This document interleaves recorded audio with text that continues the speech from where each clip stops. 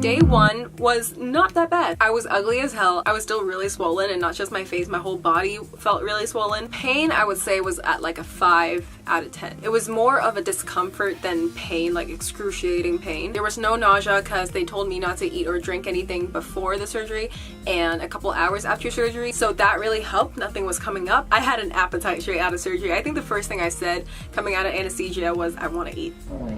So the first day was okay, it wasn't that bad. And I think there was still a bit of anesthesia in my system, so that also helped with the pain. Day 1 post-op, I also saw my doctor. Like, I took off the bandages and saw my boobs for the first time. That was a moment. And he also looked at everything and made sure everything was okay. It came out a lot bigger than I thought they were gonna be. Second day, the pain was worse. I think it was probably like a 7.5 out of 10. The second day was also the first time I experienced what internet people call morning boob. Basically, when you wake up, there are 5 to 20 seconds where you just have excruciating, like 10 out of 10 pain on your chest. I'm not sure, but I think that's part of your nerves like coming back and like waking up. You can walk it off easy. You don't need painkillers for it because it's only such a short amount of time. Later, I went to the doctor. I also had a post-op appointment on the second day. They really were keeping an eye on me. But yeah, they took out the stitches and it's still healing fine. There's a small scar now that's like the size of, I would say, like my pinky nail. But it's fading day by day, and honestly, I don't care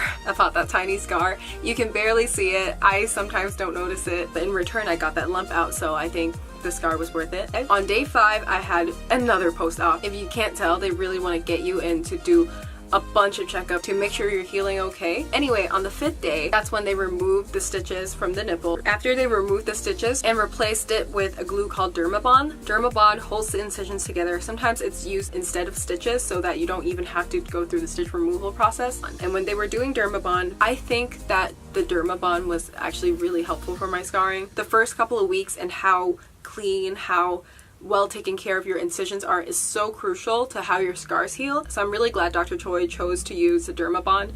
So yeah, Dermabond silicone sheets really help with my scarring. And on the same day, so since I was bored, I went to their dermatology office and asked them, hey, can I get some kind of facial, or what kind of dermatology services do you guys have, you know, just to relax and have some me time. And they're like, yeah, just come for a consultation. It was great because I don't have to leave the building. I just had to press the elevator, go upstairs, and get the consultation. Like, I felt like I was living in like a building of just like beauty treatments. It was real nice. So I went up there, they helped me do a consultation. They recommended Shrink, which is a skin laser lifting treatment. Basically, it uses laser to stimulate collagen and tighten your skin. They put numbing cream on my face for 50 minutes, and then they put the laser gun on my face. But if that's something you're interested in, you have the option to because they have a dermatology office. This isn't technically about the boob job, but it's just nice that they have that. I just think it's a nice perk that I got it done there because I get to live there and get those services while I was recovering. But anyway, on day 7 post-op, I had another post-op treatment. You can tell these post-op appointments are pretty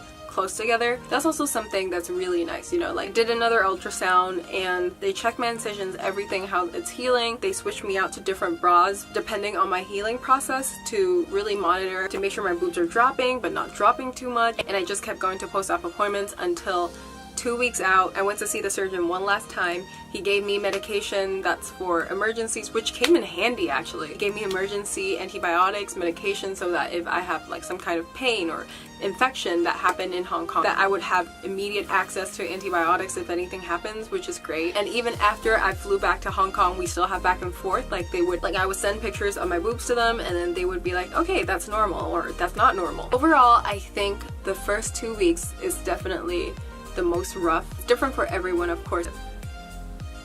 And something I really wanted was that fullness, and I finally have that now without the really fake circle look. Yeah, what can I say? I love my boobs. But yeah, thank you so much for watching, and I'll see you in the next video.